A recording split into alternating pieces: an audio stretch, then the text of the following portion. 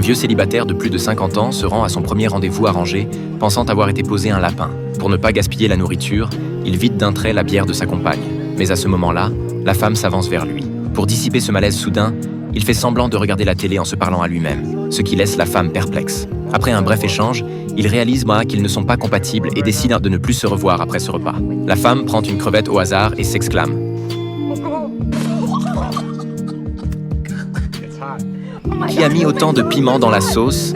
Mais quand elle s'apprête à prendre son verre pour se désaltérer, elle découvre qu'il est déjà vide.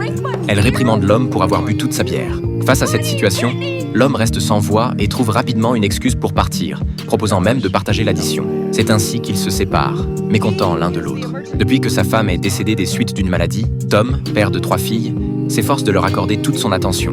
Mais l'absence d'une compagne l'empêche de comprendre les pensées des petites filles, à tel point que l'aînée, en pleine puberté, arbore constamment une coupe de garçons manqués. De son côté, l'ex-mari d'Amy était un infidèle chronique, ce qui l'a poussée à divorcer très tôt. Pour subvenir aux besoins de ses 2 fils, elle doit travailler d'arrache-pied la journée et s'occuper d'eux le soir. Ce jour-là, alors que Tom couche sa plus jeune fille, son aîné vient le voir, un peu embarrassé. Elle lui explique qu'elle doit s'occuper de quelque chose de privé et insiste pour emprunter sa voiture. Tom, qui ne réalise pas que sa fille est devenue une femme, refuse en invoquant son âge. Elle crie, furieuse, « J'ai mes règles !» Contraint, Tom va acheter des serviettes hygiéniques, mais sans expérience. Il choisit le plus gros paquet au feeling. Au moment de partir, il aperçoit Amy qui se cache.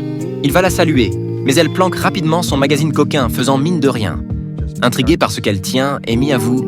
En faisant le ménage, elle est tombée sur un poster rosé que son aîné cachait précieusement. Choquée, elle l'a déchiré. Mais en voyant « espace privé » écrit sur le mur, elle a regretté. Pour que son fils ne s'en rende pas compte, elle est venue en pleine nuit acheter le même magazine. Mais elle n'arrive pas à trouver la même image. Avec l'aide de Tom, Amy déniche enfin ce qu'elle cherche. Pour éviter toute gêne à la caisse, Tom propose galamment d'échanger leurs achats. À cet instant, Amy ressent une prévenance oubliée depuis longtemps. En guise de remerciement, elle lui donne des serviettes adaptées. Mais au moment crucial du paiement, la caissière lance à Tom. Prêt à assurer en solo samedi, le gaucher, Tom rétorque que c'est Amy qui les achète pour son fils. La caissière qualifie alors Amy de mère avant-gardiste.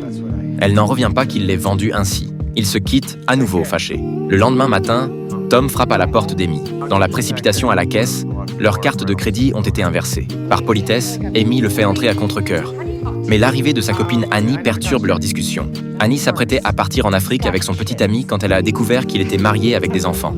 Ne voulant pas devenir la belle-mère de 5 enfants, elle a rompu, annulant le voyage prévu. À cet instant, une lueur de joie discrète passe dans leurs yeux. Amy rachète alors les billets à Annie pour réaliser le rêve de voyage de ses enfants. Mais elle est loin d'imaginer que Tom nourrit la même intention.